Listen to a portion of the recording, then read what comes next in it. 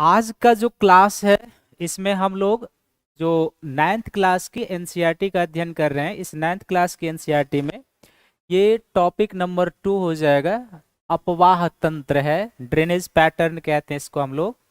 इस अपवाह तंत्र वाले टॉपिक में आज हम लोग किस किस चीज पर डिस्कशन करेंगे। एक लंबा टॉपिक है, तो आज जितना हम लोग कर पाएंगे उतना करेंगे और शेष क्लास कल इसमें कर लेंगे। तो कुछ पारिभाषिक शब्दावली हैं। सबसे पहले हम लोग समझेंगे कि अपवाह द्रोणी किसे कहते हैं, जल विभाजक किसे कहते हैं, अपवाह बेसिन किसे कहते हैं। फिर है भारतीय अपवाह तंत्र का वर्गीकरण, classification of Indian drainage system कहेंगे। तो ये दो प्रकार का है, एक हिमालयन अपवाह तंत्र है और दूसरा प्रायद्वीपीय अपवाह तंत्र है। और फिर भारत की जो प्रमुख झीलें और जलप्रपात है इसके बारे में हम लोग जानकारी प्राप्त करेंगे। तो क्लास को आगे बढ़ाएंगे और क्लास को आगे बढ़ाने से पहले जैसे प्रत्येक दिन हम आपको पिछले क्लास का थोड़ा सा ब्रीफ करते हैं और वो बताते हैं ताकि आप क्लास से जुड़ जाइए। तो कल हम लोगों ने भारत के फिजिकल डिवीजन के अंतर्गत कहाँ से क्लास शुरू किया था, तो पेनिनसुलर इंडिया से क्लास हमने शुरू किया था। और पेनिनसुलर इंडिया से जो हमने क्लास शुरू किया था, पेनिनसुलर इंडिया से जो हम लोगों ने क्लास शुरू किया था, तो उसमें हम लोगों ने पेनिनसुलर इंडिया को दो भागों में बांट कर पढ़ा था, एक सेंट्रल हाईलैंड और दूसरा जो दक्कन का पठार है वो। उसके बाद हम लोगों ने जो भारत के तटीय मैदान है, पूर्वी तटीय मैदान और पश्चिम तटीय मैदान के बारे में, फिर जो भारत के द्वीप समूह हैं जिसमें कि अंडमान निकोबार द्वीप समूह और दूसरा जो अरब सागर में लक्षद्वीप समूह है उसके बारे में हम लोगों ने, और उसके बाद जो है सो हम लोगों ने मरुस्थलीय मैदान के बारे में अध्ययन किया था। आज हम लोग 9th क्लास के एनसीईआरटी के चैप्टर नंबर 2 में प्रवेश कर रहे हैं। ये एनसीईआरटी का 28वां लेक्चर है फ्री। तो 27 लेक्चर इससे पहले हो चुके हैं जो दीक्षांत आईएएस के यूट्यूब चैनल के प्लेलिस्ट में है, आप पिछले वाले क्लास को भी देख सकते हैं। 9th क्लास के एनसीईआरटी का ये 3rd लेक्चर है जिसमें आज हम लोग अपवाह तंत्र पर चर्चा करेंगे। आपको जहां भी समझने में दिक्कत होगी आप हमसे पूछिएगा। कब पूछिएगा ये आपको बताए हुए हैं कि जब अभी हम लोग कंटिन्यू 15-20 मिनट क्लास करेंगे, टॉपिक को समझेंगे और जब हम आपके साथ मुखातिब होंगे हम आपको बोलेंगे कि अब आप पूछिए प्रश्न। इसमें यदि कोई डॉट है आपको तब आप कमेंट में लिखेंगे तो हम आपके चैट को देखेंगे और उस चैट के आधार पर हम आपके प्रश्नों का उत्तर देंगे। आइए हम लोग थोड़ा सा पहले क्लास में आगे बढ़ते हैं। ध्यानपूर्वक आपको सुनना है, अपना नोट्स बनाते जाना है। आइए, तो कुछ जो पारिभाषिक शब्दावली है, एक है अपवाह बेसिन, एक है जल विभाजक और एक है कैचमेंट एरिया है। अपवाह बेसिन या हम लोग इसको अपवाह द्रोणी भी कहते हैं, दोनों शब्द इसके लिए प्रयोग किए जाते हैं। अपवाह बेसिन कहेंगे या अपवाह द्रोणी, दोनों शब्द प्रयोग किए जाते हैं। अपवाह बेसिन या अपवाह द्रोणी का अर्थ होता है कि एक प्रमुख नदी और उसकी जो सहायक नदियां होती है, तो एक प्रमुख नदी और उसकी सहायक नदियां जिन क्षेत्रों से होकर अपना जल अपवाहित कर लाती है हम उन्हें उस नदी का अपवाह बेसिन क्षेत्र या नदी द्रोणी क्षेत्र के नाम से जानते हैं। जैसे उदाहरण के लिए हम लोग शब्द यूज करते हैं, गंगा अपवाह बेसिन कहते हैं या गंगा अपवाह द्रोणी कहते हैं। तो जब हम गंगा अपवाह बेसिन या गंगा अपवाह द्रोणी शब्द का प्रयोग करते हैं या ब्रह्मपुत्र अपवाह बेसिन या ब्रह्मपुत्र अपवाह द्रोणी का प्रयोग करते हैं या सिंधु अपवाह बेसिन या सिंधु द्रोणी शब्द का प्रयोग करते हैं, तो इसका अर्थ यही निकलता है कि उसमें सिंधु प्रमुख नदी है और सिंधु की अन्य सहायक नदियां हैं। उन सभी को मिलाकर एक अपवाह बेसिन, एक अपवाह द्रोणी या एक अपवाह तंत्र का निर्माण होता है, रिवर सिस्टम का निर्माण होता है। जब हम गंगा अपवाह तंत्र, गंगा अपवाह बेसिन या गंगा अपवाह द्रोणी शब्द का प्रयोग करते हैं तो इसका अर्थ यही निकलता है कि इसमें गंगा प्रमुख नदी है और उसकी कई सारी सहायक नदियां हैं जिससे गंगा अपवाह तंत्र का निर्माण हुआ है। और जिन क्षेत्रों से होकर गंगा और उसकी सहायक नदियां जल अपवाहित कर लाती है उसको हम लोग गंगा अपवाह बेसिन का क्षेत्र कहते हैं। और फिर ब्रह्मपुत्र अपवाह बेसिन है, तो ब्रह्मपुत्र उसमें प्रिंसली रिवर है और ब्रह्मपुत्र की जो सहायक नदियां हैं वो उसका सहायक हो जाएंगी। तो अपवाह बेसिन या अपवाह द्रोणी क्या होता है ये आपको क्लियर होना चाहिए। दूसरा है जल विभाजक। जल विभाजक जो होता है एक प्रकार की उच्च भूमि होती है, इंग्लिश में हम लोग इसके लिए हाईलैंड शब्द का प्रयोग करते हैं। जल विभाजक एक प्रकार की उच्च भूमि होती है जो दो अपवाह बेसिन को एक दूसरे से अलग करते हैं। दो अपवाह बेसिन को क्या करते हैं, एक दूसरे से अलग करते हैं। दो अपवाह बेसिन को अलग करते हैं, सेपरेट करते हैं, उसको हम लोग क्या कहते हैं, जल विभाजक कहते हैं। अब ये जो उच्च भूमि है ये कोई पठार भी हो सकता है जो दो नदी बेसिन को एक दूसरे से अलग करे। पठार के साथ साथ ये कोई माउंटेन पहाड़ी भी पर्वत हो सकता है, पहाड़ी हो सकता है, कोई पर्वतीय रेंज या श्रृंखला हो सकती है। तो वह उच्च भूमि जो दो अपवाह बेसिन को एक दूसरे से अलग कर दे हम उसे जल विभाजक कहते हैं। ये एक पठार का क्षेत्र हो सकता है, एक हिली एरिया हो सकता है, एक माउंटेन का एरिया हो सकता है एंड एक माउंटेन रेंज भी हो सकता है। अब भारत के प्रमुख अपवाह बेसिन को यदि आप देखोगे तो भारत के प्रमुख जल विभाजक में सबसे पहले एक हो जाएगा, इसको हम लोग कहते हैं, क्या कहते हैं, पश्चिम घाट कहते हैं। कल इसके बारे में हमने आपको अध्ययन कराया है, इसको कहते हैं पश्चिम घाट। तो पश्चिम घाट जो है एक महान जल विभाजक के रूप में जाना जाता है। क्या कहते हैं इसको, ग्रेट वाटर सेपरेटर कहते हैं। ग्रेट वाटर सेपरेटर क्यों कहते हैं, क्योंकि वेस्टर्न घाट जो है पेनिनसुलर रिवर सिस्टम को दो तंत्रों में बांटते हैं। क्या करते हैं, दो तंत्रों में बांटते हैं। एक ये बांट देते हैं जो नदियां पश्चिम घाट से उद्गम लेती है, तो एक अरेबियन रिवर सिस्टम और दूसरा बे ऑफ बंगाल की खाड़ी। तो अभी आपको जल विभाजक में बताया था ना कि जल विभाजक जो है it is a highland, they separate two river basin. तो यहाँ पर पश्चिम घाट जो है एक प्रकार का जल विभाजक है जो पेनिनसुलर रिवर सिस्टम को दो भागों में बांटता है, एक बंगाल खाड़ी का और दूसरा अरब सागर का सिस्टम। ठीक उसी तरीके से यहाँ से जाएंगे तो विंध्य और सतपुरा रेंज हो जाएगा और ये अरावली। तो ये जो विंध्य और सतपुरा रेंज है ये भी क्या है, एक ग्रेट वाटर सेपरेटर के रूप में जाना जाता है।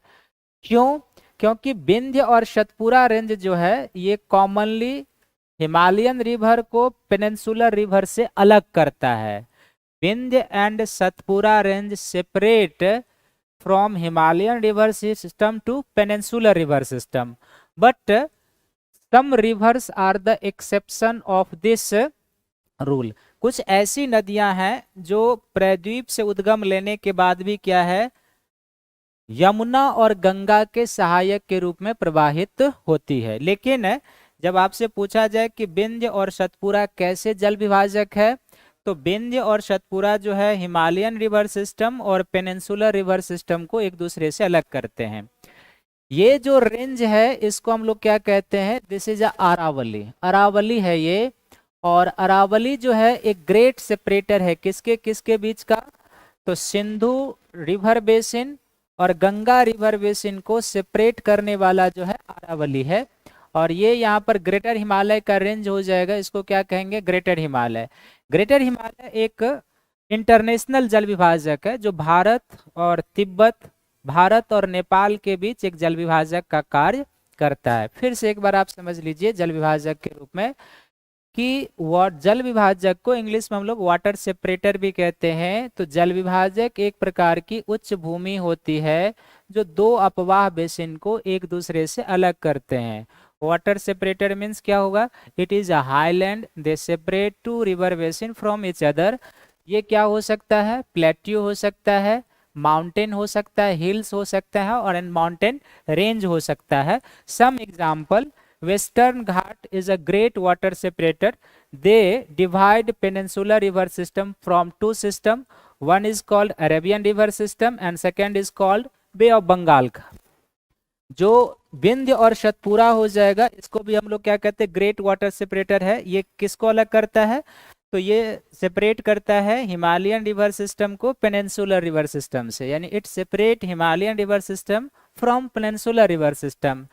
थर्ड कौन सा है? Aravalli. Aravalli also called great water separator because they separate Indus river system from Ganga river system and Greater Himalaya range. Greater Himalaya range is also a international watershed और ये भारत तिब्बत भारत नेपाल के बीच एक जल विभाजक का काम करता है। ये बड़े वाटर सेपरेटर हैं।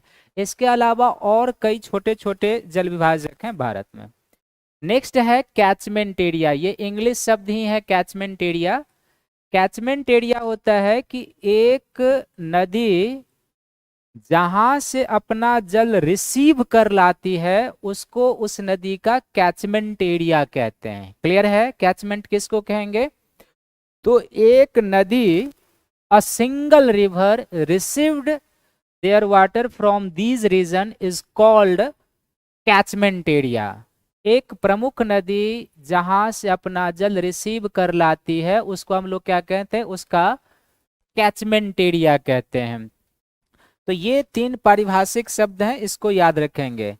ये प्रश्न पीटी में पूछा हुआ है कई बार कि सिंधु और गंगा के बीच जल विभाजक कौन है? तो अरावली उसके बीच जल विभाजक है। नेक्स्ट है अपवाह प्रतिरूप। इसको हम लोग क्या कहते हैं? ड्रेनेज पैटर्न के नाम से जानते हैं। पैटर्न का अर्थ होता है प्रतिरूप। तो सबसे पहले आप ये जानिए कि ड्रेनेज पैटर्न होता क्या है और ड्रेनेज पैटर्न के निर्माण को प्रभावित करने वाले फैक्टर कौन कौन से होते हैं, जो यहाँ पर लिखा हुआ है। अपवाह प्रतिरूप जो होता है ना, एक नदी के ज्यामितीय विन्यास को व्यक्त करता है। किसको व्यक्त करता है? ज्यामितीय विन्यास को व्यक्त करता है। ये एक ज्योमेट्रिकल जो उसका स्ट्रक्चर होता है उसको व्यक्त करता है। ज्योमेट्रिकल जो स्ट्रक्चर होता है रिवर का उसको व्यक्त करता है। तो सबसे पहले अपवाह प्रतिरूप क्या होता है? तो अपवाह प्रतिरूप जो है एक नदी के ज्यामितीय विन्यास को व्यक्त करता है। अर्थात एक नदी का यदि सैटेलाइट इमेज लिया जाए और सैटेलाइट इमेज लेने के बाद जो वो दिखेगा, कोई नदी जो है सो वृक्ष के रूप में दिखाई देती है, कोई रिएक्टेंगल शेप में दिखाई देती है, कोई जो है सो रेडियल शेप में दिखाई देती है, कोई लीनियर शेप में दिखाई देती है। तो ये जो लीनियर शेप होता है या इस तरीके का जो शेप होता है उसको हम लोग रिवर पैटर्न कहते हैं। क्लियर है? तो basically river pattern is a geometrical shape of a river और ये बेसिकली किस तरीके का होगा वो हमने बताया। अब ये जो डिफरेंट शेप ऑफ रिवर होते हैं जिसको रिवर पैटर्न कहते हैं, ये कैसे बनते हैं और किन किन चीजों से प्रभावित होते हैं? तो सबसे पहले ये वैज्ञानिक समयावधि, यानी कि जो किसी भी भौगोलिक क्षेत्र का जियोलॉजिकल टाइम होता है, कितने लंबे समय से वो क्षेत्र है पृथ्वी के भूगर्भिक इतिहास में, कितने लंबे समय से है, उस पर निर्भर करता है। एक जो भूमि की ढाल होती है, भूमि की ढाल जो है ना, ये रिवर के ज्योमेट्रिकल पैटर्न को निर्धारित करता है, ज्योमेट्रिकल पैटर्न को निर्धारित करता है। और जो चट्टान की संरचना है, जैसे कि चट्टान की संरचना कहने का अर्थ हुआ कि वो इग्नियस रॉक के ऊपर यानी कि हार्ड सरफेस पर रिवर प्रवाहित हो रही है या फिर अवसादी सरफेस पर। अगर हार्ड सरफेस पर रिवर प्रवाहित होगी तो वो लीनियर पैटर्न बनाएगी। बहुत कम चांसेस है कि वो डेंड्रेटिक होगा या किस तरीके से, क्योंकि नदी अपर्दन नहीं करेगी, वो सरफेस पर सीधे निकलेगी। तो जो चट्टान का रॉक होता है, जो रॉक स्ट्रक्चर है, वो अपवाह की मात्रा, डिस्चार्ज की मात्रा का अर्थ है कि नदी में जल कितना होता है। वो पेरिनियल रिवर है अर्थात उसमें 12 महीने जल रहता है या फिर वो सीजनल रिवर है, ये आपको ध्यान से रखना है। और फिर जलवायु संबंधी दशा है अर्थात जो तापमान है, जो वर्षा की मात्रा है, जो वायुमंडलीय आर्द्रता है, खासकर तापमान और वर्षा की जो मात्रा होती है, ये रिवर पैटर्न, रिवर शेप को प्रभावित करता है। तो कहीं पर जो अपवाह प्रतिरूप का निर्माण होता है उसमें इन पांचों ज्योग्राफिकल फैक्टर का मुख्य योगदान होता है एक वैज्ञानिक समयावधि, दूसरा जो ढाल प्रतिरूप है, ग्रेडियंट है, स्लोप है, जो रॉक स्ट्रक्चर है, जो अपवाह की मात्रा अर्थात नदी में जल का आयतन कितना है ये, ठीक है। और फिर जलवायु संबंधी जो दशाएं होती है वो रिवर के पैटर्न को निर्धारित करता है। नेक्स्ट है कि कुछ जो प्रमुख अपवाह प्रतिरूप होता है वो कैसे, देखो अपवाह प्रतिरूप पर, अपवाह प्रतिरूप को प्रभावित करने वाले कारक कौन होते हैं वो आप समझ गए। अब रिवर के द्वारा जो कुछ अपवाह प्रतिरूप बनाए जाते हैं उसके बारे में, तो इस पर प्रश्न कैसे आते हैं एग्जाम में ये आप देखेंगे। जो उत्तर प्रदेश लोक सेवा आयोग है कई बार इस पर प्रश्न पूछा है कि गंगा नदी किस प्रकार के अपवाह प्रतिरूप का निर्माण करती है, गोदावरी नदी किस प्रकार के अपवाह प्रतिरूप का निर्माण करती है। इस तरीके के प्रश्न कई बार पूछे गए हैं। सबका इमेज है सामने, उसका अर्थ हम आपको बताते हैं, आप ध्यान से। एक होता है रिवर का प्रतिरूप, वृक्षाकार प्रतिरूप, जिसको हम लोग इंग्लिश में डेंड्रेटिक पैटर्न कहते हैं। तो जो डेंड्रेटिक पैटर्न होता है रिवर का, ये कहां बनता है और किस प्रकार का होता है वो आप देखिए। ये इमेज जो है ना डेंड्रेटिक पैटर्न का, डेंड्रेटिक पैटर्न में क्या होता है कि जब नदी किसी क्षेत्र के ढाल के अनुरूप प्रवाहित हो, जो नॉर्मल उसका स्लोप है उस नॉर्मल स्लोप के अनुरूप प्रवाहित हो, और जो सहायक नदियां हैं वो क्या है दोनों तरफ से आकर मुख्य धारा में मिले, और जब नदी एक वृक्ष के समान उसके कारण दिखाई देने लगे तो उसको हम लोग क्या कहते हैं, डेंड्रेटिक कहते हैं। जैसे आप इसमें देखोगे कि ये मेन रिवर सिस्टम है और दोनों तरफ से ये ढाल के अनुरूप प्रवाहित हो रही है, और दोनों तरफ से इस बाएं तरफ से दाएं तरफ से इसकी सहायक नदियां इसमें आकर मिल रही है। तो जब नदी इस तरह के प्रतिरूप का निर्माण करती है ना तो इसको हम लोग डेंड्रेटिक पैटर्न कहते हैं। जैसे गंगा नदी मैदानी क्षेत्र में डेंड्रेटिक पैटर्न का निर्माण करती है, सिंधु नदी भी मैदानी क्षेत्र में डेंड्रेटिक पैटर्न का निर्माण करती है, और यदि आप ब्रह्मपुत्र नदी को भी बड़े तौर पर देखोगे तो असम में जो मैदानी क्षेत्र है असम का, वहां पर ये नदी डेंड्रेटिक पैटर्न बनाती है। प्रायद्वीपीय भारत में आप चले जाएंगे तो जो एक तरीके से गोदावरी नदी है, प्रायद्वीपीय भारत में गोदावरी नदी भी डेंड्रेटिक पैटर्न का निर्माण करती है। तो डेंड्रेटिक पैटर्न होता क्या है और कौन सी भारत की नदी डेंड्रेटिक पैटर्न का उदाहरण है, ये दोनों आपको याद रखना है। डेंड्रेटिक पैटर्न पर सीधे प्रश्न आ जाएगा कि इनमें से कौन सी नदी डेंड्रेटिक पैटर्न का उदाहरण है, कौन सी नदी डेंड्रेटिक पैटर्न का उदाहरण नहीं है। तो फिर से एक बार समझ लेंगे, डेंड्रेटिक पैटर्न वह नदी बनाएगी जो अपने ढाल के, अपने प्रदेश के ढाल के अनुरूप प्रवाहित होगी, और जब मुख्य नदी में सहायक नदी दोनों तरफ से आकर उस ढाल के अनुरूप मिलना शुरू हो जाए तो हम उसे डेंड्रेटिक पैटर्न कहेंगे। सिंधु नदी, गंगा नदी, ब्रह्मपुत्र नदी जब मैदानी क्षेत्रों में प्रवाहित होती है तो वो डेंड्रेटिक पैटर्न का निर्माण करती है, और गोदावरी जो पेनिनसुलर रिवर सिस्टम है वो भी डेंड्रेटिक पैटर्न का निर्माण करती है। फिर है जाली नुमा प्रतिरूप, इसको हम लोग क्या कहते हैं, ट्रेलिस पैटर्न कहते हैं। यानी कि जब सहायक नदी मुख्य नदी के समकोण पर मिलती है, यानी कि जो सहायक नदी है वो मुख्य नदी के समकोण पर 90 डिग्री कोण पर मिलती है, तो नदी का जालीनुमा प्रतिरूप निर्मित होता है। ये कहां पर बनता है, ऐसा प्रतिरूप वहां बनेगा जहां पर कठोर और मुलायम रॉक समानांतर रूप से पाई जाए। जहां पर कठोर और मुलायम चट्टान समानांतर रूप से पाई जाएगी वहां पर क्या होगा, नदी अपने अपर्दन से मुलायम चट्टान को तो अपर्दित कर देगी, लेकिन क्या होगा, जो कठोर चट्टान होगी उसको नदी अपर्दित नहीं कर पाएगी।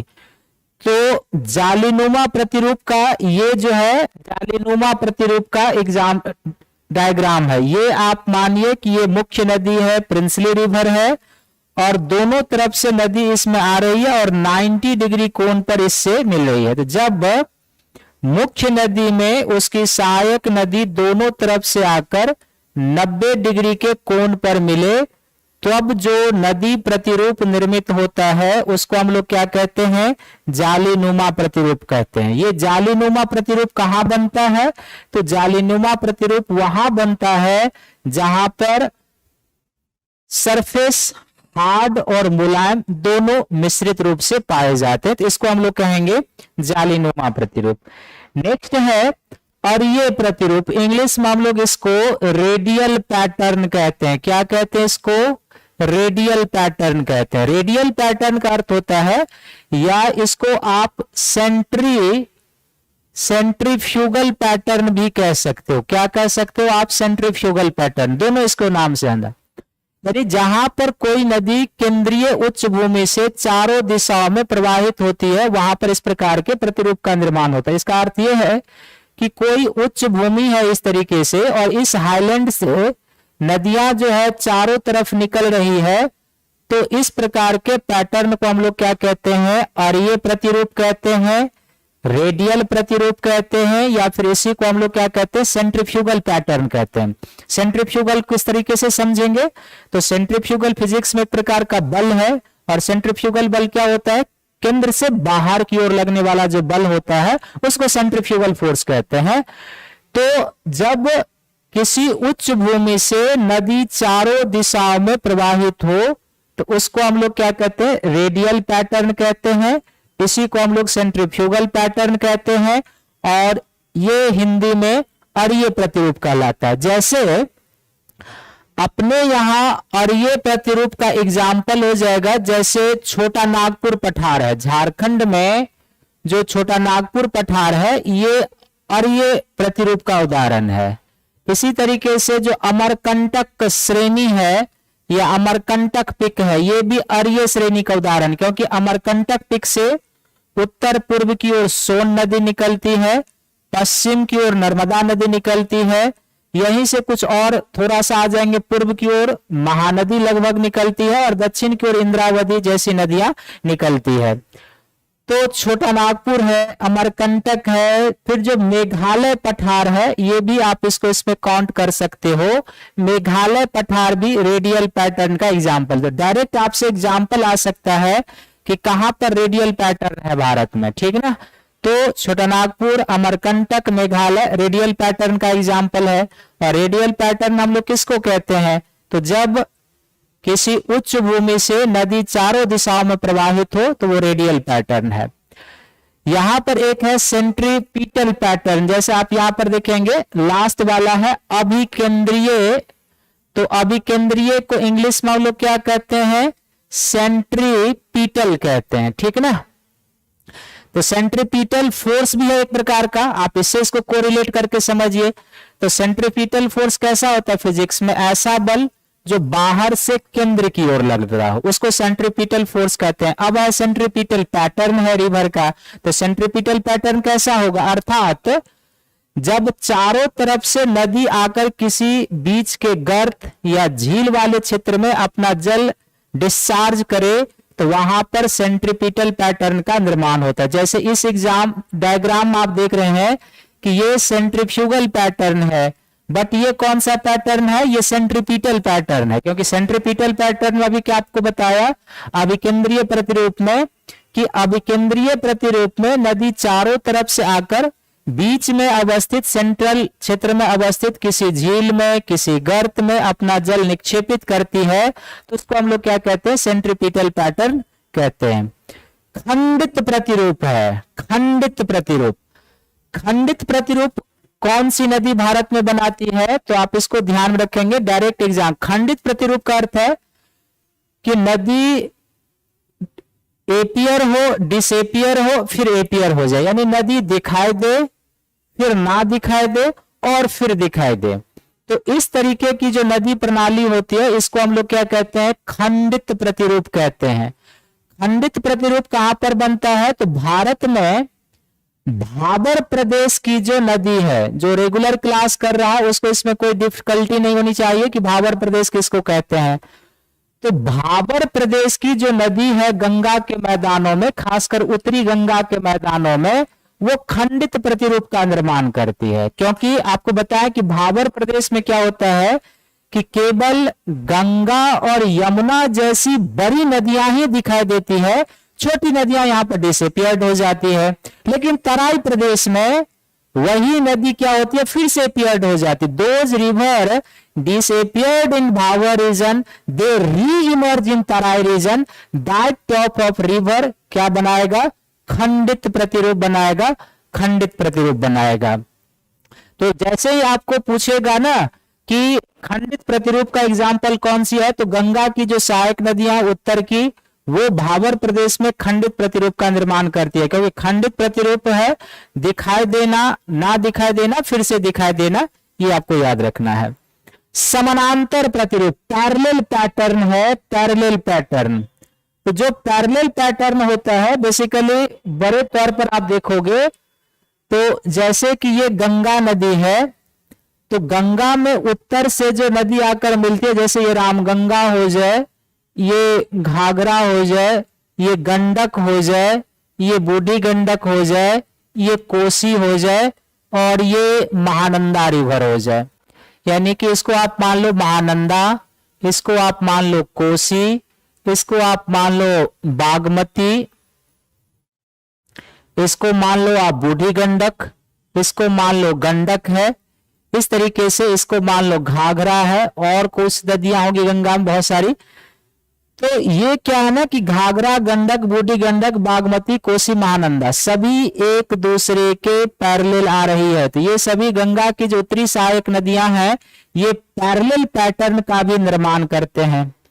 इसी तरीके से पैरेलल पैटर्न हमारे यहाँ और कहां पर मिलता है, तो पैरेलल पैटर्न हमारे यहाँ मिलता है कि जो पश्चिम तटीय मैदान है, इस पश्चिम तटीय मैदान पर जो छोटी छोटी सरिताएं प्रवाहित होती है वो पैरेलल तट का निर्माण करती है, पैरेलल तट का, पैरेलल पैटर्न का निर्माण करती है। तो पैरेलल पैटर्न समानांतर रिवर सिस्टम कौन बनाती है, एक गंगा की नदी जो हिमालय से आकर एक दूसरे के समानांतर गंगा में आकर मिलती है, और दूसरा पश्चिम तट पर जो पश्चिम घाट से उद्गम लेकर अरब सागर में आती है छोटी छोटी नदियां हैं, वो नदियां क्या करती है, सीधे मार्ग से एक दूसरे से समानांतर प्रवाहित होते हुए आ जाती है अरब सागर में। तो इसको हम लोग क्या कहते हैं, पैरेलल पैटर्न।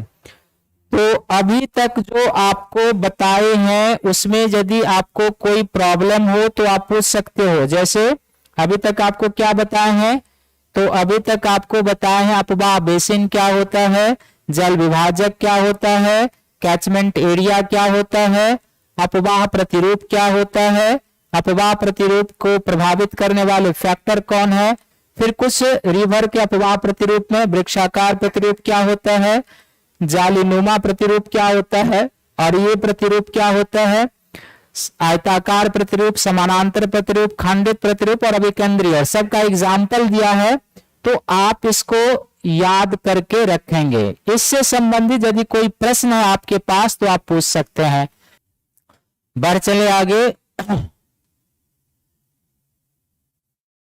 कौन किसकी सहायक होगी, आज हम लोग उसी पर क्लास करेंगे, तो आप ध्यान से देखिए। अब है भारतीय अपवाह तंत्र का वर्गीकरण, क्लासिफिकेशन। जालीनुमा प्रतिरूप आपको बताया, अभी आपको बताया ना कि जालीनुमा प्रतिरूप कहां कहां प्रवाहित होती है।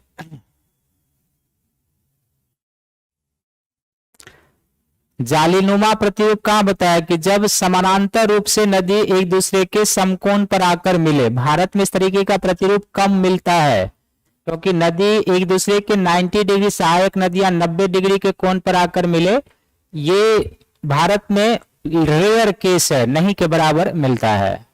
लेकिन ये पैटर्न और कई सारे पैटर्न होते हैं, ये आपको ध्यान में रखना। ये तो कुछ पैटर्न है, जब आप 11th क्लास वाले एनसीईआरटी में जाएंगे तो और कई सारे पैटर्न के जिक्र होंगे।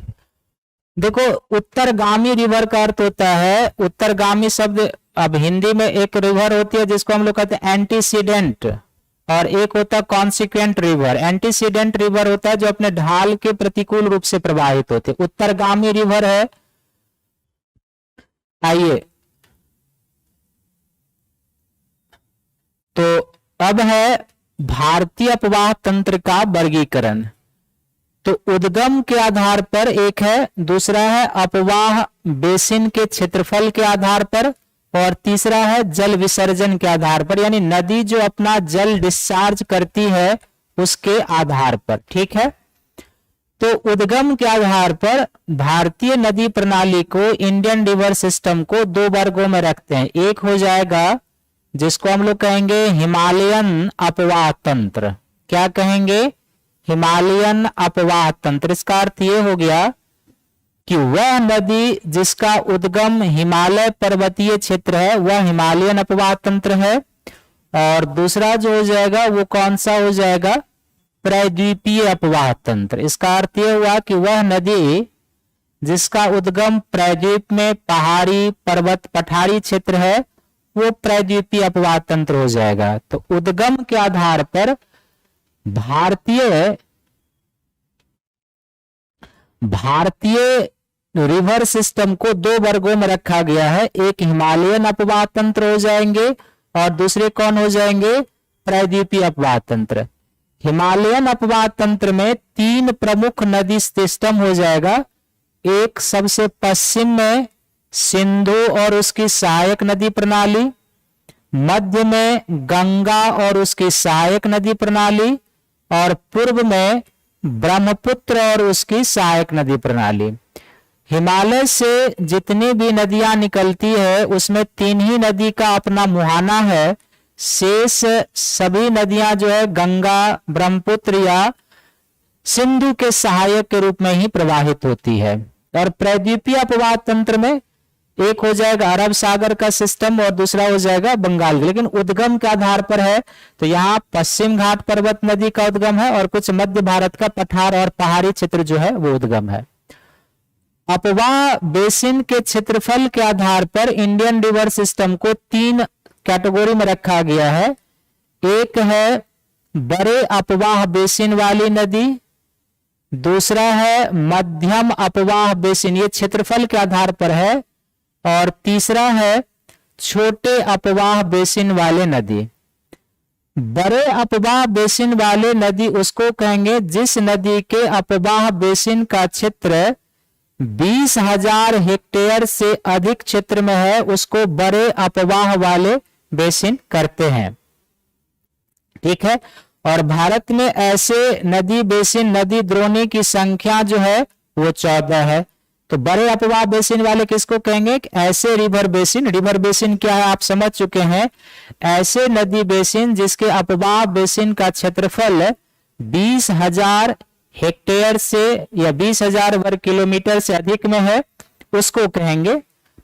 मध्यम आकार वाले में हो जाएंगे ऐसे नदी बेसिन जिसका जो अपवाह क्षेत्र है वो 2,000 हेक्टेयर से लेके 20,000 हेक्टेयर के बीच है। के क्या है?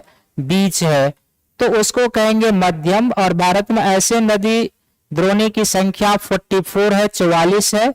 और छोटे हो जाएगा ऐसे नदी बेसिन जिसका अपवाह बेसिन का क्षेत्रफल 2,000 हेक्टेयर क्षेत्रफल 2,000 हेक्टेयर से कम है। तो ये तीन जो है ना भारतीय अपवाह बेसिन को बनाया गया है। तो अपवाह बेसिन के क्षेत्रफल के आधार पर ये है। और जल विसर्जन के आधार पर, जल विसर्जन का अर्थ होता है जहां पर कोई नदी अपना जल सागर में छोड़ती है वो क्या कहलाएगा? जल विसर्जन। तो जल विसर्जन के आधार पर हमारे यहाँ का जो रिवर सिस्टम है वो दो ही प्रकार का है। एक हो जाएगा बंगाल की खाड़ी, बंगाल की खाड़ी, और दूसरा हो जाएगा अरब सागर। यानी कि या तो नदी चाहे हिमालयन नदी हो या प्रायद्वीपीय नदी हो, अपना जल कहां पर डिस्चार्ज करेंगे? तो या तो वो अरब सागर में जाएंगे या बंगाल की खाड़ी में। जैसे हिमालयन नदी में सिंधु और उसकी सहायक नदियां अपना जल डिस्चार्ज करती है अरब सागर में, गंगा तथा ब्रह्मपुत्र और उसकी सहायक नदियां अपना जल डिस्चार्ज करती है बंगाल की खाड़ी में। और प्रायद्वीपीय नदियों में भी कुछ नदियां हैं जो अरब सागर में जल डिस्चार्ज करती है, जैसे साबरमती है, माही है, नर्मदा है, ताप्ती है, और कई सारी छोटी छोटी नदियां जो पश्चिम तट पर प्रवाहित होती है, सब अरब सागर में जल डिस्चार्ज करती है। जबकि आप देखोगे स्वर्ण रेखा है, कसई है, ब्राह्मी है, महानदी है, गोदावरी है, कृष्णा है, कावेरी है, पेन्नार है, पालार है, वैगाई है एंड ताम्रपर्णी, ये सभी जो पेनिनसुलर रिवर हैं ये सभी बंगाल की खाड़ी में आ जाते हैं। तो जल विसर्जन के आधार पर इंडियन रिवर सिस्टम को दो कैटेगरी में रखेंगे, एक बंगाल खाड़ी का अपवाह तंत्र और दूसरा अरब सागर का। लेकिन जब बड़े तौर पर जाएंगे तो एक और अपवाह तंत्र होता है जिसको हम लोग कहते हैं आंतरिक अपवाह तंत्र। क्या कहते हैं? आंतरिक अपवाह तंत्र। आंतरिक अपवाह तंत्र का अर्थ होता है, और इसका सबसे बेस्ट एग्जाम्पल है लूनी नदी। कौन सी नदी इसका बेस्ट एग्जाम्पल है? लूनी नदी। आंतरिक अपवाह तंत्र का अर्थ होता है कि जब कोई नदी रास्ते में ही सूख जाए, यानी कि सागर में मिलने से पहले रास्ते में ही उसका जल सूख जाए, तो उसे हम आंतरिक अपवाह वाली नदी कहते हैं। तो ये ध्यान में रखेंगे कि जल विसर्जन के आधार पर तीन प्रकार की हो जाएगी, बड़े तौर पर देखेंगे, एक बंगाल खाड़ी, दूसरा अरब सागर, तीसरा आंतरिक अपवाह। अर्थात ऐसी नदी जो अपना जल सागर तक नहीं पहुंचा पाती है, मार्ग में ही नदी सूख जाती है, वो आंतरिक अपवाह वाली नदी है। जैसे लूनी नदी कच्छ के रण में जाकर क्या होती है? विलीन हो जाती है, सूख जाती है। तो अपवाह तंत्र का जो वर्गीकरण है तीन प्रकार से किया गया है, फिर से एक बार आप जान लीजिए। एक है उद्गम के आधार पर, तो भारत में जो भी नदी है उद्गम के आधार पर दो वर्गों में रखते हैं। Himalayan river system which means जो नदी हिमालय से उद्गम लेती है, सिंधु और उसकी सहायक, गंगा और उसकी सहायक, और ब्रह्मपुत्र और उसकी सहायक, इसका एग्जाम्पल है। प्रायद्वीपीय अपवाह तंत्र अर्थात जो नदी प्रायद्वीप के पठारी, पहाड़ी, पर्वतीय क्षेत्र से उद्गम लेते हैं वो हो जाएंगे। अपवाह क्षेत्रफल के आधार पर तीन वर्गों में, बड़े अपवाह क्षेत्र वाले, मध्यम और छोटे। बड़े में 20,000 हेक्टेयर से अधिक जिसका अपवाह बेसिन का क्षेत्रफल हो वो हो जाएगा, ऐसी नदियों की संख्या 14 है। मध्यम जिसका 2,000 से लेकर 20,000 हेक्टेयर के बीच है, ऐसी नदियों की संख्या 44 है। और छोटे में हो जाएगा जिसका अपवाह बेसिन का क्षेत्रफल 2,000 हेक्टेयर से कम है, रेस्ट ऑफ रिवर इसमें आ जाएगा। जल विसर्जन के आधार पर तीन भागों में, बंगाल की खाड़ी अर्थात जो नदी अपना जल बंगाल की खाड़ी में डिस्चार्ज करती है, अरब सागर वाली अर्थात जो नदी अपना जल अरब सागर में डिस्चार्ज करती है, और आंतरिक अपवाह अर्थात जो नदी ना तो बंगाल की खाड़ी ना अरब सागर में जाती है बल्कि मार्ग में ही वो सूख जाती है, वो आंतरिक अपवाह वाली नदी है। लूनी इसका बेस्ट एग्जाम्पल है। क्लियर है यहां तक सभी का? कोई डाउट तो आप पूछ सकते हैं। क्लियर है सभी का? बढ़े आगे। तो आओ आप एक बार यहां पे। अब है जैसे उद्गम के आधार पर हम लोगों ने जो अध्ययन किया है उस पर हिमालयन रिवर सिस्टम, तो जैसे आपको पहले ही बताया कि हिमालय से उद्गम लेने वाली जितनी भी नदियां हैं उसमें तीन ही नदी ऐसी हैं जो सागर तक पहुंच पाती है। ठीक है? और हेक्टेयर क्या है? ये भूमि माप की यूनिट है। प्रायद्वीपीय नदियां सीजनल रिवर का उदाहरण मानी जाती है। प्रायद्वीपीय नदियां वर्ष भर पानी नहीं रहता है, कुछ छोटी छोटी नदियां सूख जाया करती है, कुछ बड़ी नदियां होती है जिनमें जल का स्तर बहुत ही नीचे चला जाता है। जब हम हिमालयन नदी और प्रायद्वीपीय नदी में डिफरेंसेस पढ़ते हैं तो सबसे पहला यही पढ़ते हैं कि हिमालयन नदी जो है पेरिनियल रिवर का एग्जाम्पल है, अर्थात वो सदा नीरा नदियां हैं जिनमें सालों भर जल रहता है, जबकि प्रायद्वीपीय नदियां सीजनल रिवर हैं अर्थात मौसमी नदी हैं, जो छोटी नदियां मानसून पूर्व के समय में लगभग सूख जाया करती है, कुछ बड़ी नदियों में ही उसमें जल रहता है। तो 3 रिवर सिस्टम है, एक है सिंधु और उसकी सहायक नदी, दूसरी है गंगा और उसकी सहायक नदी, और तीसरी है ब्रह्मपुत्र और उसकी सहायक नदी। ये 3 नदियां हैं जो अपना जल ले जाती है कहां पर, महासागर तक। से सभी नदियां क्या होता है कि वो गंगा, यमुना, ब्रह्मपुत्र या सिंधु के सहायक के रूप में प्रवाहित होती है, ये आपको ध्यान में रखना है। क्रोकोडाइल देखना है नमिता निगम जी, तो चंबल नदी चले जाइए भारत में, बेतवा नदी चले जाइए, सोन नदी चले जाइए। ये 3 नदियां जो है भारत में क्रोकोडाइल के लिए जानी जाती है। कौन कौन सा नदी बताया आपको, अब कमेंट में लिखना है। चंबल, बेतवा, सोन, यहाँ पर काफी क्रोकोडाइल आपको मिलेंगे, चले जाएंगे। तो अब सबसे पहले सिंधु नदी प्रणाली।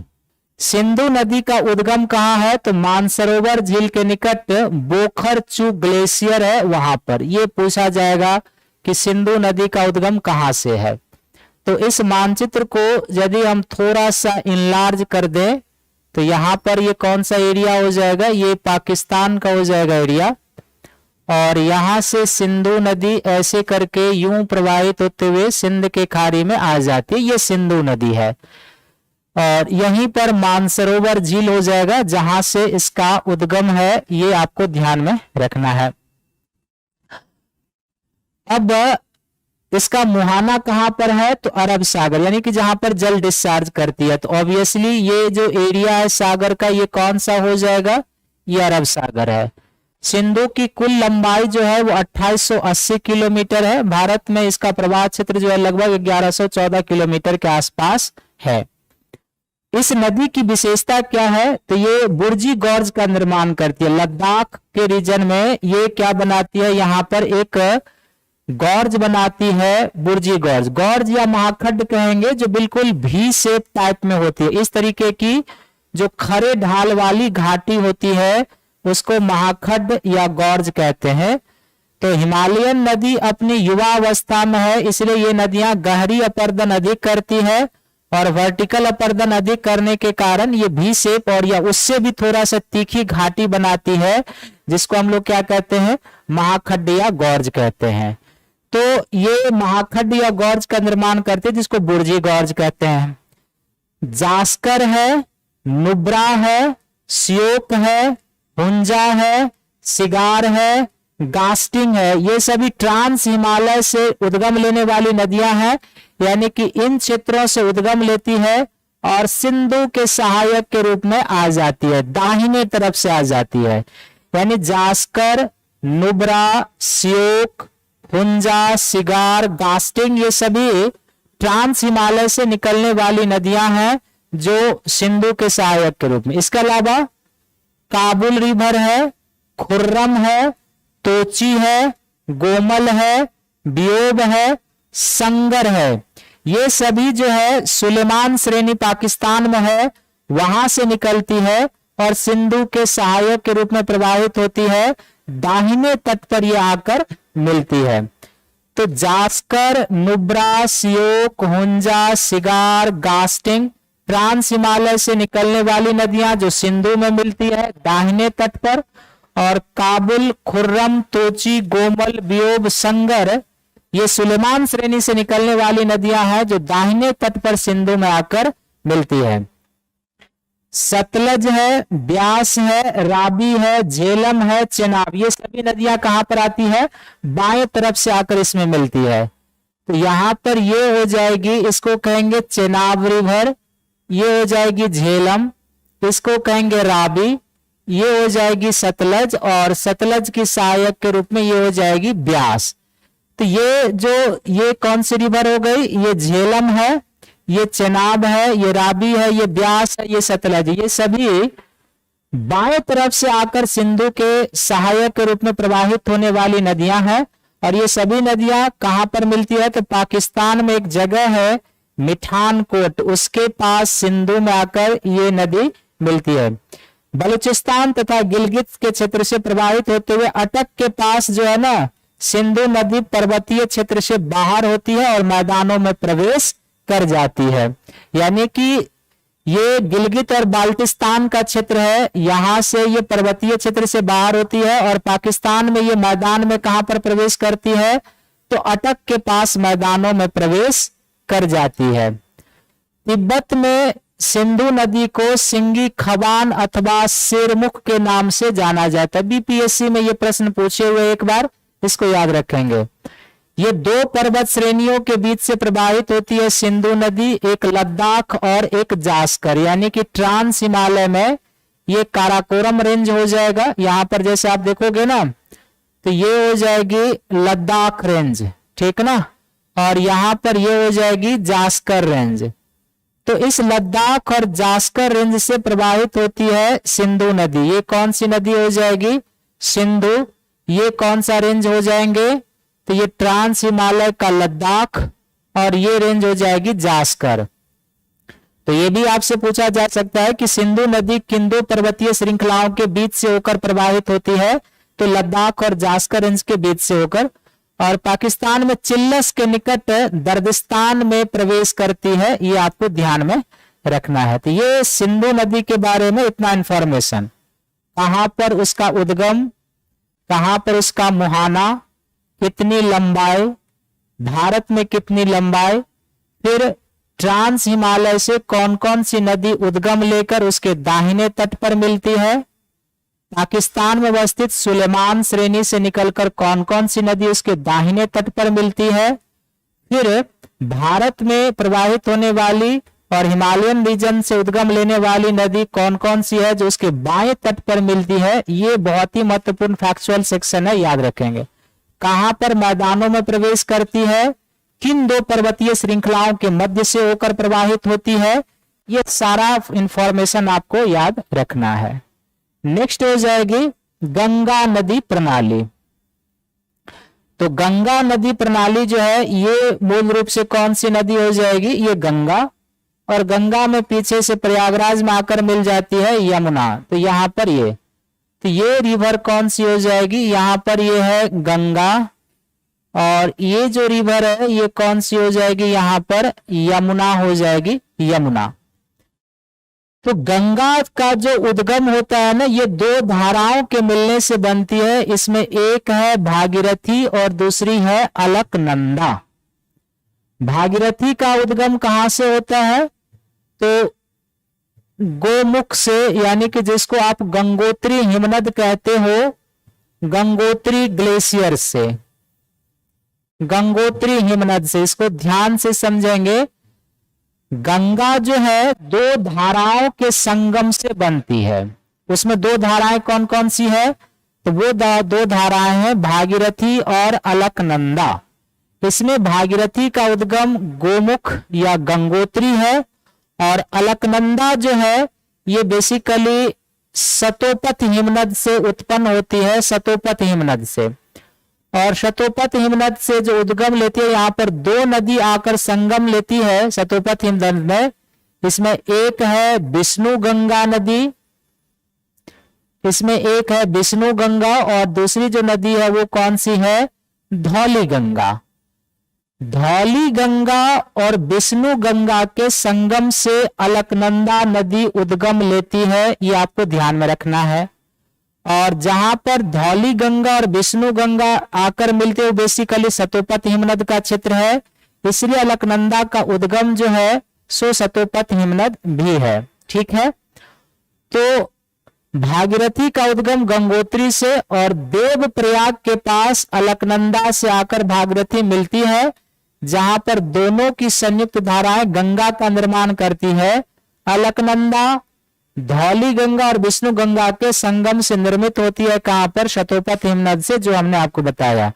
तो कई सारे फैक्चुअल पॉइंट है यहां पर जिसको आपको ध्यान में रखना है। फिर से एक बार आप समझिए कि गंगा नदी जो है दो धाराओं के संगम से बनती है।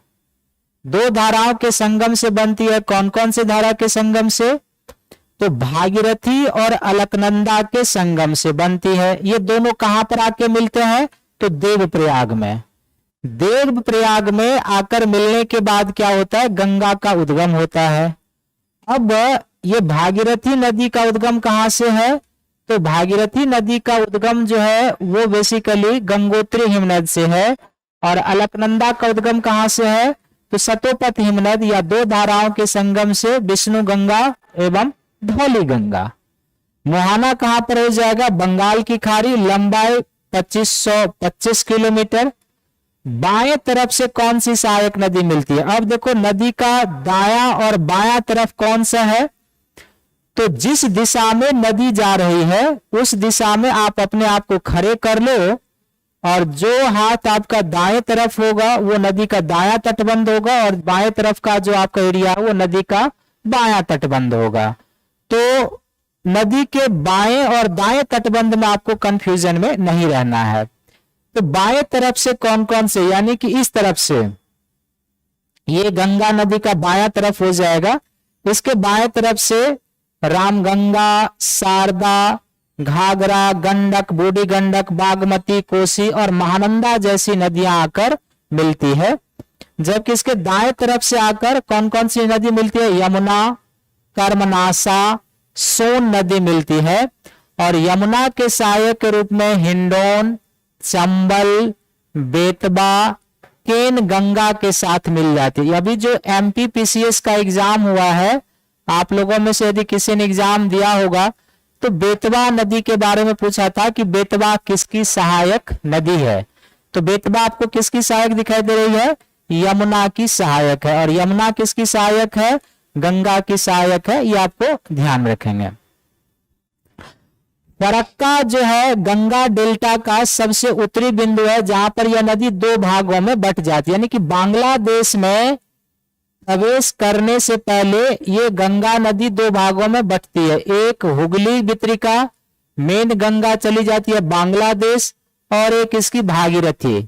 तो यहाँ पर यह नदी दो भागों में बंटती है, एक भागीरथी और दूसरी हुगली, जो गंगा की वितरिका के रूप में जानी जाती है।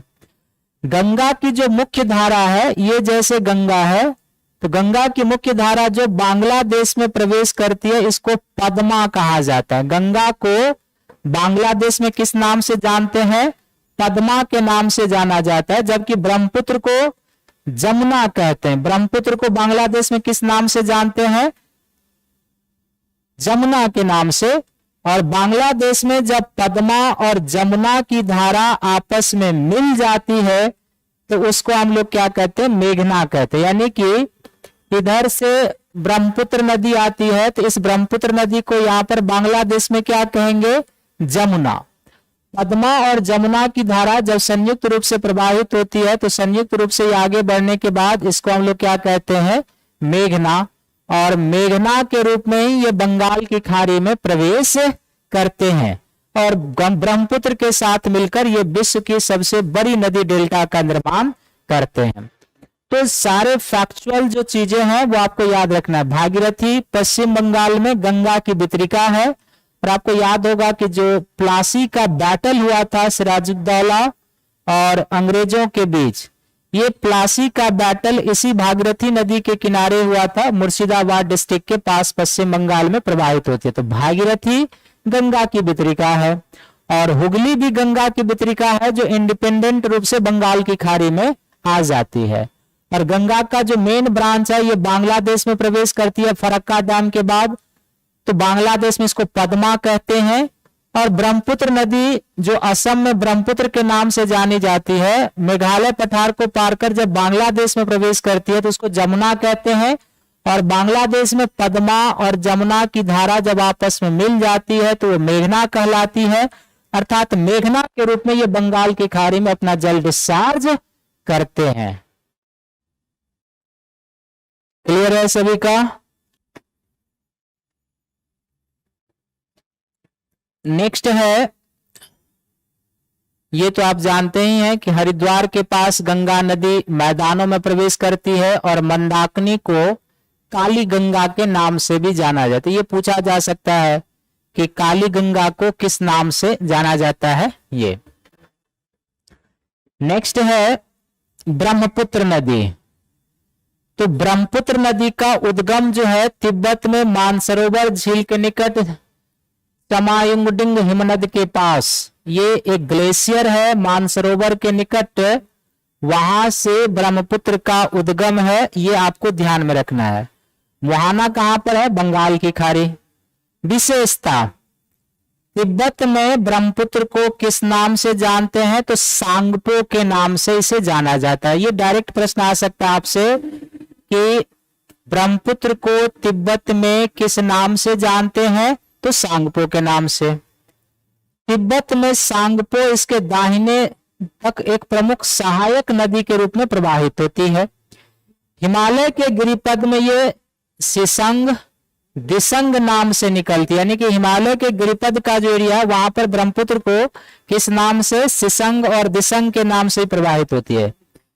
नामचा बारबा शिखर के पास यू टर्न लेती है, जैसे यू टर्न हमने लिखा है ना, यूपीएससी में इसी तरीके से प्रश्न पूछा है कि जब आप हिमालय में यात्रा करेंगे तो आपको क्या क्या देखने को मिलेंगे? यू शेप वैली, यही यू टर्न।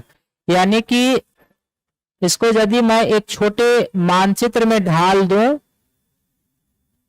तो इस तरीके से हो जाएगा। यहां पर जो है ना एक महाखंड है और यहीं से यू टर्न लेते हुए ब्रह्मपुत्र नदी चलती है। यहां से इधर का तिब्बत का एरिया है, तो यहां पर ये यू टर्न लेते हुए भारत में प्रवेश करती है और देहांग गॉर्ज का निर्माण करती है। जिस तरीके से आपने देखा था कि सिंधु बुर्जी गॉर्ज का निर्माण करती है, ठीक उसी तरीके से ब्रह्मपुत्र जो है दिहांग गॉर्ज का निर्माण करती है और उसी गॉर्ज के पास यू टर्न लेते हुए वो भारत में प्रवेश करती है।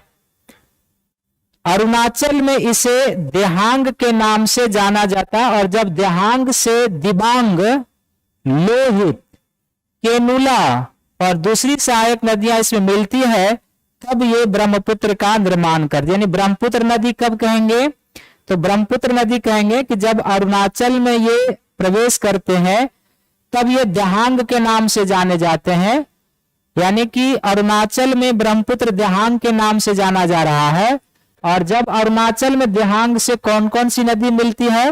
दिबांग मिलती है, लोहित मिलती है, केनुना मिलती है और कई सहायक नदियां मिलती है। तब जब ये असम में प्रवेश करती है तो इसे ब्रह्मपुत्र के नाम से जानते हैं।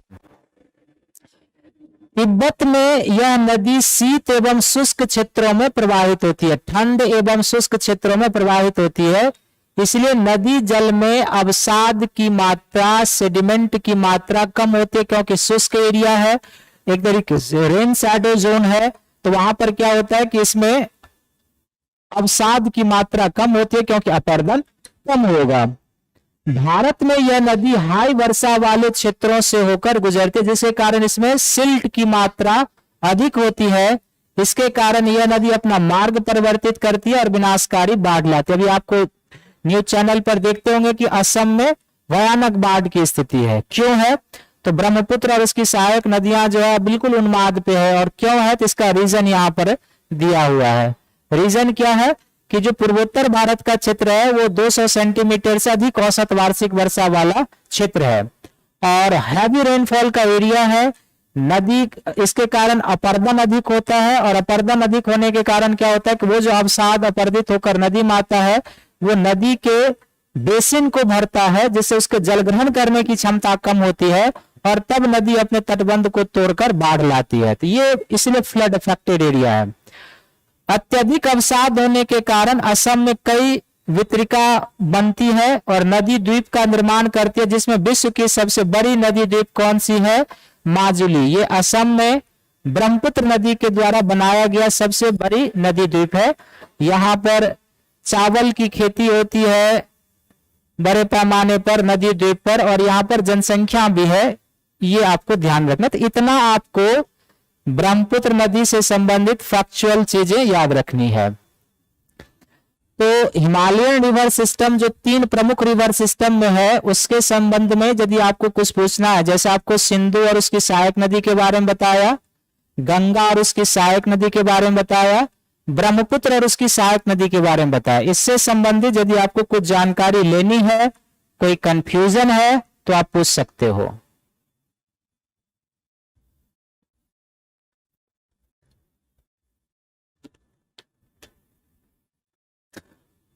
पूर्वगामी नदी का अर्थ होता है, सुनिए, कि वह नदी जो पर्वत के उत्थान से पहले मौजूद थी वो पूर्वगामी नदी कहलाती है।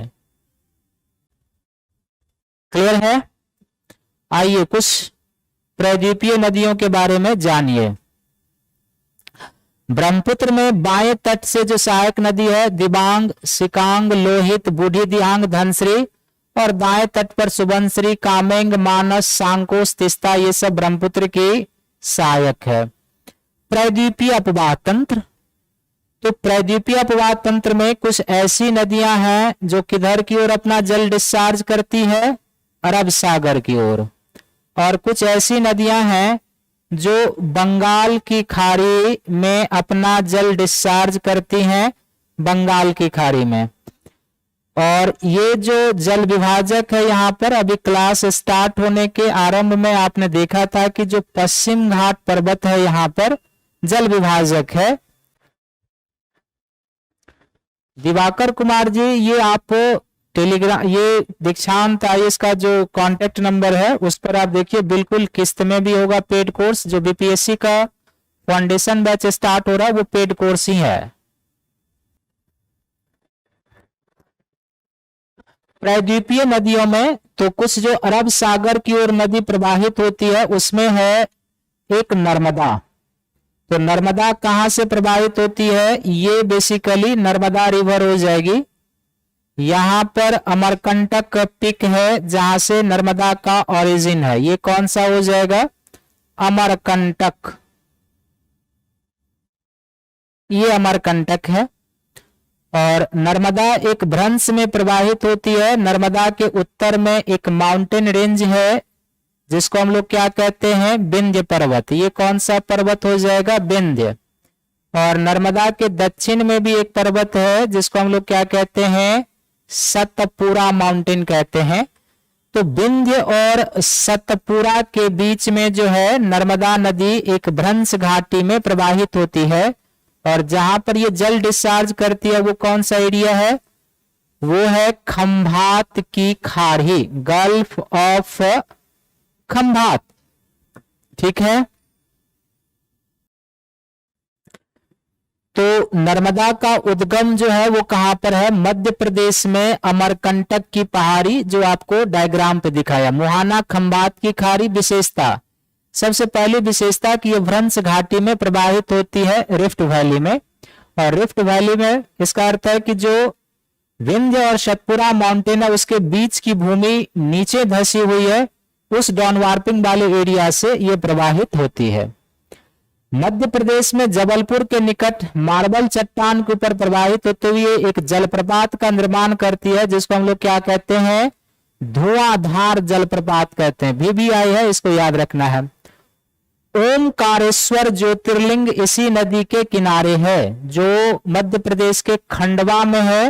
ओमकारेश्वर ज्योतिर्लिंग एक तरीके से मैं गया हूं यहाँ पर, बिल्कुल नर्मदा नदी के किनारे अवस्थित है। ये ज्वारनद मुख का निर्माण करती है। ज्वारनद मुख को और किस नाम से जानते हैं? तो एस्चुअरी के नाम से जानते हैं, एस्चुअरी कहते हैं। तो ज्वारनद मुख या एस्चुअरी का ये निर्माण करती है। इसी नदी पर सरदार सरोवर परियोजना और ओमकारेश्वर बांध अवस्थित है। सरदार सरोवर बांध और ओमकारेश्वर बांध जो है ये नर्मदा नदी पर ही है। और इसी ओमकारेश्वर डैम के पास जो है 600 मेगावाट का फ्लोटिंग सौर ऊर्जा पावर संयंत्र बना है, जो इस बार MPPCS में अभी पूछा भी था, ये MP में पूछा है। और ये नदी ज्वारनद मुख बनाती है, एस्चुअरी ये, और धुआंधार जलप्रपात बनाती है और रिफ्ट वैली में प्रवाहित होती है। ये आपको याद रखना है। रिफ्ट वैली क्या है? ये 6 क्लास के NCERT को जब मैं पढ़ा रहा था तो मैंने बताया है दिवाकर कुमार जी। तो एक बार 6 क्लास के NCERT में चले जाएंगे और देखेंगे रिफ्ट वैली, ग्राबेन सब के बारे में बताया है। एस्चुअरी होता है कि जब नदी, जैसे मान लो कि ये सी है, जब कोई नदी मुहाने के पास जाकर वितरिका के माध्यम बनाते हुए सागर में अपना जल डिस्चार्ज करती है तो वो नदी डेल्टा बनाती है। और जब कोई नदी सिंगल चैनल से होकर सीधे सागर में सीधे मार्ग से चली जाती है तो वो नदी एस्चुअरी बनाती। एस्चुअरी जो होता है ये एक ट्रांजिशनल इकोसिस्टम का क्षेत्र होता है, संक्रमण इकोसिस्टम होता है, जहां पर नदी के स्वच्छ जल और सागर के लवण जल मिश्रित होते हैं, वो एस्चुअरी है। जो नदी सिंगल चैनल में सागर में जाएगी वो एस्चुअरी का निर्माण करेगी। और एस्चुअरी हाईली प्रोडक्टिव इकोसिस्टम होता है और हाई बायोडायवर्सिटी रीजन होता है, एक जीन पूल केंद्र के रूप में भी जाना जाता है। जलप्रपात क्या होती है? जब नदी चट्टान के ऊपर से नीचे गिरती है, यानी कि इस तरीके से जब नदी का फ्लो हो तो ये जलप्रपात है। यानी कि जब खड़े चट्टान में एक हार्ड रॉक, एक मुलायम रॉक, और उस हार्ड रॉक के ऊपर से नदी नीचे की ओर गिरती है तो उसी को जलप्रपात कहते हैं या उसी को झरना कहते हैं। क्लियर है? नेक्स्ट है तापी नदी। ये मध्य प्रदेश के बैतूल जिले में सतपुरा की पहाड़ी से निकलती है, यानी कि यहां पर तापी नदी हो जाएगी। ये तापी नदी है। इसका भी मुहाना खंभात की खाड़ी, लंबाई 724 किलोमीटर, विशेषता नर्मदा के समानांतर ये भी रिफ्ट वैली में प्रवाहित होती है। और इसके अपवाह बेसिन का क्षेत्र 3 राज्य में है, मध्य प्रदेश में, गुजरात में और महाराष्ट्र में। ये तापी नदी की विशेषता। नेक्स्ट है गोदावरी नदी। तो गोदावरी नदी बिल्कुल ये हो जाएगी इस तरीके से। ये कौन सी रिवर है? ये गोदावरी है। तो गोदावरी का जो उद्गम है महाराष्ट्र में नासिक जिले में त्र्यंबकेश्वर की पहाड़ी है। ये बीबीआई है, याद रखना। ये पश्चिम घाट पर्वत का ही भाग है, त्र्यंबकेश्वर की पहाड़ी, जहां से ये उद्गम लेती है। मुहाना बंगाल की खाड़ी, लंबाई 1465 किलोमीटर, विशेषता प्रायद्वीप की सबसे बड़ी नदी है। दूसरा है कि बड़े आकार और विस्तार के कारण इसे दक्षिण गंगा के नाम से जानते हैं। गोदावरी को वृद्ध गंगा भी कहते हैं। इसका अपवाह बेसिन का क्षेत्र महाराष्ट्र है, मध्य प्रदेश है, उड़ीसा है और आंध्र प्रदेश है। ये इसका अपवाह बेसिन का क्षेत्र, यानी कि गोदावरी और उसकी सहायक नदियां जो है इन राज्यों से, महाराष्ट्र, मध्य प्रदेश, उड़ीसा, आंध्र प्रदेश से प्रवाहित होती है। अब तेलंगाना भी हो जाएगा। और प्रायद्वीप की सबसे बड़ी नदी यानी लॉन्गेस्ट रिवर एक तरीके से हो जाएगी। बड़े आकार और विस्तार के कारण दक्षिण गंगा, वृद्ध गंगा के नाम से भी इसको जाना जाता है। इसकी सहायक नदियों में, गोदावरी की सहायक नदियों में पूर्णा है, वर्धा है, प्राणहिता है, मंजरा है, वैनगंगा। ये वैनगंगा पिछले संडे को Madhya Pradesh public service commission का एग्जाम हुआ है पीटी, उसमें पूछा है कि वैनगंगा किसकी सहायक नदी है। तो वैनगंगा, पैनगंगा और इंद्रावती इसकी सहायक नदियां हैं। राजामुंदरी के बाद ये आंध्र प्रदेश में है। कई वितरिका में बटकर डेल्टा का निर्माण करती है, यानी कि यहां पर ये नदी आती है ना, तो यहां पर इस तरीके से कई वितरिका में बटकर यहां पर डेल्टा का निर्माण करती है। तो ये जो नदी की सहायक नदियां हैं, मोस्ट वीवीआई है, इसको याद रखना आपको गोदावरी के बारे में। नेक्स्ट है कृष्णा। पश्चिम घाट में महाबलेश्वर के पास से निकलती है। ये कौन सी नदी हो जाएगी? गोदावरी के और दक्षिण जाएंगे तो कृष्णा। ये कृष्णा नदी उद्गम पश्चिम घाट में महाबलेश्वर के निकट है। ये महाराष्ट्र के आसपास है। मुहाना बंगाल की खाड़ी, 1400 किलोमीटर लंबा है। विशेषता तुंगभद्रा, कोयना, घाट प्रभा, मल प्रभा, मूसी, भीमा इसकी सहायक नदी है। ये मोस्ट बीबीआई है, ये आपको याद रखना। ये मूसी नदी है, इसे के किनारे तेलंगाना की राजधानी हैदराबाद शहर बसा हुआ है। इस नदी का अपवाह बेसिन का क्षेत्र महाराष्ट्र है, कर्नाटक है, आंध्र प्रदेश और तेलंगाना में इसका अपवाह बेसिन का क्षेत्र है। तो सहायक नदियों में तुंगभद्रा, कोयना, घाट प्रभा, मल प्रभा, मूसी, भीमा है, ये आपको याद रखना है। नेक्स्ट है कावेरी। कावेरी का उद्गम पश्चिम घाट में कर्नाटक के पास ब्रह्मगिरी की पहाड़ी है। ये ब्रह्मगिरी की पहाड़ी कहां पर हो जाएगा? कावेरी। ये कावेरी रिवर का एरिया हो जाएगा ये। तो ये हो जाएगी कावेरी। उद्गम कहां पर है? ब्रह्मगिरी की पहाड़ी। मुहाना कुडलूर के निकट बंगाल की खाड़ी में, 800 किलोमीटर की लंबाई। विशेषता अमरावती, हेमावती, भवानी, काबिनी इसकी सहायक नदी है। ये कावेरी की सहायक नदियां हैं। ये नदी शिव समुद्रम जलप्रपात का निर्माण करती है। भारत के एक प्रमुख जलप्रपातों में से एक है जो शिव समुद्रम जलप्रपात का निर्माण करती है। और इसका प्रभाव बेसिन का जो क्षेत्र है वो कर्नाटक, केरल, तमिलनाडु और पुडुचेरी में है। अब्बा बेसिन का अर्थ हुआ कि जो कृष्णा है, कावेरी है और उसकी सहायक नदी जिन जिन राज्यों से होकर आती है वो उसका अब्बा बेसिन का क्षेत्र है। इन राज्यों से करने के बाद ये शिव समुद्रम जलप्रपात का निर्माण करती है। नेक्स्ट महानदी। महानदी कहां पर प्रवाहित होती है? तो ये बेसिकली महानदी का एरिया हो जाएगा। ये है महानदी। महानदी ये छत्तीसगढ़ में एक उच्च भूमि है, सिहवा के पास से निकलती है। ओरिजिन पॉइंट याद रखना है। मुहाना बंगाल की खाड़ी, लंबाई 860 किलोमीटर। विशेषता महाराष्ट्र, छत्तीसगढ़, झारखंड, उड़ीसा में अफवाह द्रोणी है। यानी कि महानदी और उसकी सहायक नदी बेसिन इन राज्यों में आते हैं। तेल, उदांती, हंसदो, आप लोग भी एक बार हंस दो। तो तेल, उदांती, हंसदो जो है इसकी सहायक नदियां। ये बीपीएससी में पूछा हुआ है। आपके पास बीपीएससी का क्वेश्चन बैंक हो तो आप देखना कि बीपीएससी में तेल, उदांती, हंसदो के बारे में पूछा हुआ है कि ये किसकी सहायक नदियां हैं।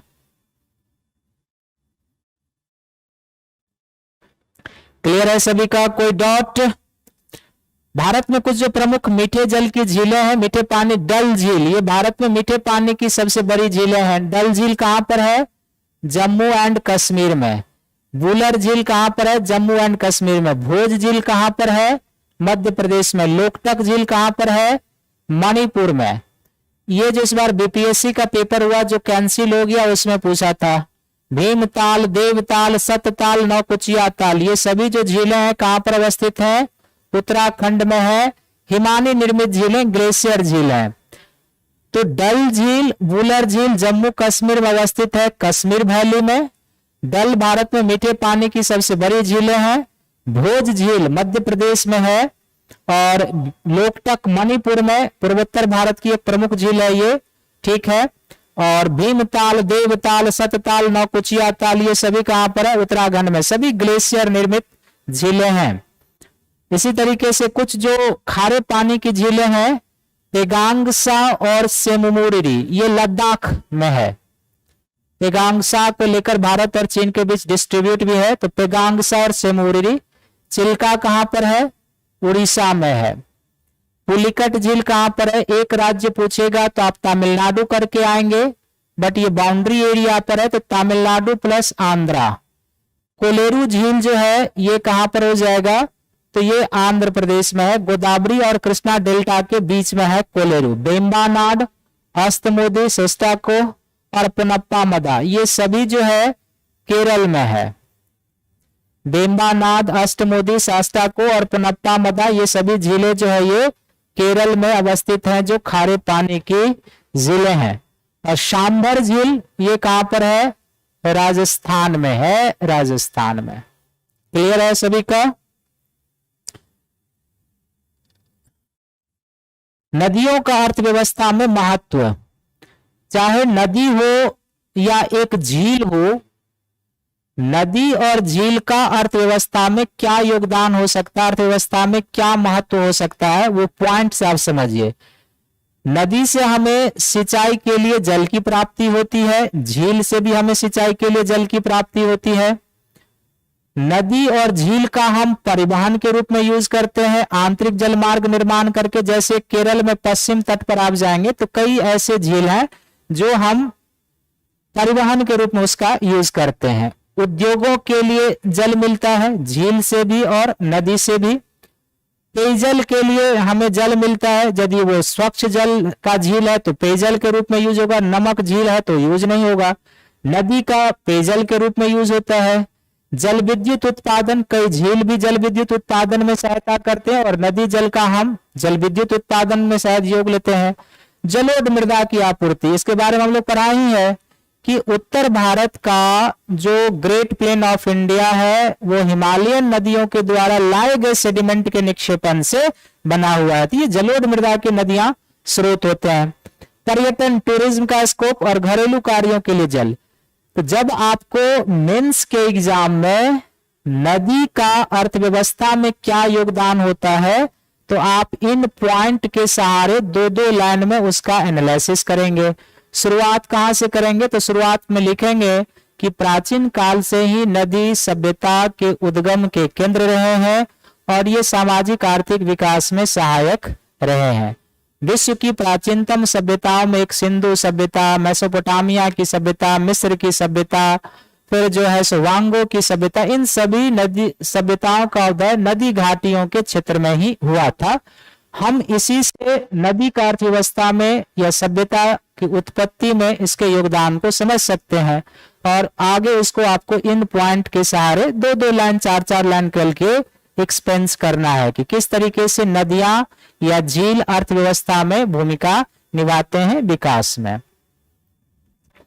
नेक्स्ट हो जाएगा नदी जल का प्रदूषण। तो कारण तो बहुत सारा है, यहां पर हमने कुछ एनसीईआरटी के पॉइंट को ले लिया है कि घरेलू, औद्योगिक तथा कृषि कार्य में जो बढ़ती मांग के कारण जल की गुणवत्ता प्रभावित हो रही है, खनन कार्य से जल प्रदूषण होता है, औद्योगिक प्रदूषक या अपरिष्कृत जल जो जल में आता है वो प्रदूषण करता है, जो नगरपालिका सीवेज है, जो मल जल है उसके आने से, घरेलू, कृषि, औद्योगिक इस तरीके से जो भी अपशिष्ट होते हैं वो जब आते हैं तो फिर क्या होता है कि नदी जल का प्रदूषण होता है। और कई सारे कारण है, जब आप पर्यावरण में जाते हैं तो इस पर डिटेल से चर्चा। नदी जल के उपयोग की सीमाएं, लिमिटेशन क्या है, तो सबसे पहला क्या है कि पर्याप्त मात्रा में जल उपलब्ध ना होना। हालांकि नदी में इतनी जल है हमारे यहाँ कि भारत को जितने सामाजिक आर्थिक विकास और प्रत्येक कार्यों के लिए जल की जरूरत है उतना हमारे यहाँ जल है, जल संसाधन की कमी नहीं है, लेकिन हमारे पास जल संसाधन के प्रबंधन के वैज्ञानिक तरीके नहीं है, हम उस तरीके से उसका मैनेजमेंट नहीं कर पाते हैं, इसलिए वो जल निकल जाता है। जैसे अभी मानसून के समय में आप देखेंगे कि नदी में इतना वॉल्यूम बढ़ जाएगा कि हमारे लिए कंट्रोल करना मुश्किल हो जाता है और वैसे ही वो सागर में चले जाते हैं। जबकि मानसून पूर्व के समय में नदियों में जलस्तर काफी नीचे चला जाता है और नीचे चले जाने के कारण क्या होता है कि यदि हम उस जल का यूज करेंगे तो नदी की इंटरनल इकोलॉजी प्रभावित होने लगती है, क्योंकि नदी में जो जीव है उसके रहने के लिए भी नदी में पर्याप्त मात्रा में जल होना चाहिए। तो यदि हम उसका सिंचाई कार्य में, औद्योगिक कार्य में, अन्य कार्यों में उपयोग करते हैं तो नदी में जो रहने वाले जीव है उनके जीवन के ऊपर खतरा आने लगता है। तो पर्याप्त मात्रा में जल की उपलब्ध ना होने का यहाँ पर अर्थ है मानसून पूर्व का समय। अभी तो बहुत जल होगा जिसको हम कंट्रोल नहीं कर पाएंगे। दूसरा है नदी जल का प्रदूषण। प्रदूषण हो जाने के कारण यदि प्रदूषित जल हम पेयजल के रूप में यूज करेंगे वो स्वास्थ्य के लिए हानिकारक होगा। सिंचाई के कार्यों में करेंगे तो फसल विषाक्तन और फिर वो जैव आवर्धन करेगा, बायो मैग्निफिकेशन, जैव सांद्रण करेगा, जिससे बीमारियां होती है। नदी जल में गाद की मात्रा है। ऋतुगत जल का असमान प्रभाव, जैसे मैंने अभी कहा आपको कि अभी रिवर में डिस्चार्ज काफी अधिक हो जाएगा, लेकिन प्री मानसून सीजन में दक्षिण भारत की नदियों को तो छोड़ दीजिए, उत्तर भारत की नदियों में भी जल का स्तर काफी कम हो जाता है। राज्यों के बीच नदी जल विवाद। भारत की कोई भी ऐसी नदी नहीं है, प्रमुख नदी, जिसके जल बंटवारे को लेकर उन राज्यों के बीच विवाद नहीं है जिन राज्यों से होकर वो नदी प्रवाहित होती है। आप दक्षिण भारत से उत्तर भारत आ जाइए, जैसे केरल और तमिलनाडु के बीच मुल्ला पेरियार विवाद है। कावेरी नदी के जल को लेकर केरल, कर्नाटक, तमिलनाडु और पांडिचेरी के बीच विवाद है। कृष्णा के जल को लेकर कर्नाटक, महाराष्ट्र, तेलंगाना, आंध्र प्रदेश के बीच विवाद। गोदावरी के जल को लेकर महाराष्ट्र, कर्नाटक, आंध्र प्रदेश, उड़ीसा के बीच विवाद। नर्मदा के जल को लेकर, यमुना जल को लेकर, यानी कि शायद ही कोई ऐसी नदी है जिसके जल बंटवारे को लेकर जिन राज्यों से होकर ये नदियां प्रवाहित होती है उनके बीच विवाद नहीं है। नदी बेसिन में खनन कार्य करने से नदी जल प्रदूषित होता है, तटबंध कमजोर पड़ते हैं जो फ्लड का कारण बनता है, और नदी के मध्य धारा की ओर बस्तियों के विस्तार यानी जनसंख्या वृद्धि के कारण नदी की जो वाहिका का क्षेत्र है उधर बस्ती का विस्तार हो रहा है, जिसके कारण नदी का जो एरिया है, बेसिन का क्षेत्र है, वो संकुचित होते जा रहा है। तो ये कुछ ऐसे फैक्टर है जो नदी जल के उपयोग की सीमाएं बना देती है, यानी कि हम उसका पूर्णतः उपयोग नहीं कर पाते हैं। तो 9th क्लास के एनसीईआरटी में जो अपवाह तंत्र से संबंधित चीजें थी वो आपके सामने रख दिया हूं। आगे जब आप 11th क्लास की एनसीईआरटी पढ़ेंगे भारत वाला, तो उसमें भी एक अपवाह तंत्र वाला टॉपिक आएगा। उसमें हम आपको हिमालयन नदी, प्रायद्वीपीय नदियों का उद्गम कैसे हुआ इसके बारे में बताएंगे, और हिमालयन नदी और प्रायद्वीपीय नदियों में क्या अंतर है इसके बारे में आपको उस एनसीईआरटी में 11th क्लास के एनसीईआरटी में बताएंगे। शेष फैक्चुअल सेक्शन यहां पर हो चुका है, कुछ जलप्रपात सब भी उसमें आपको हम बताएंगे। तो आज के क्लास में यदि कोई डाउट है, कुछ पूछना है आज के क्लास को लेकर, तो आप पूछ सकते हैं, नहीं तो आज का क्लास एंड करेंगे।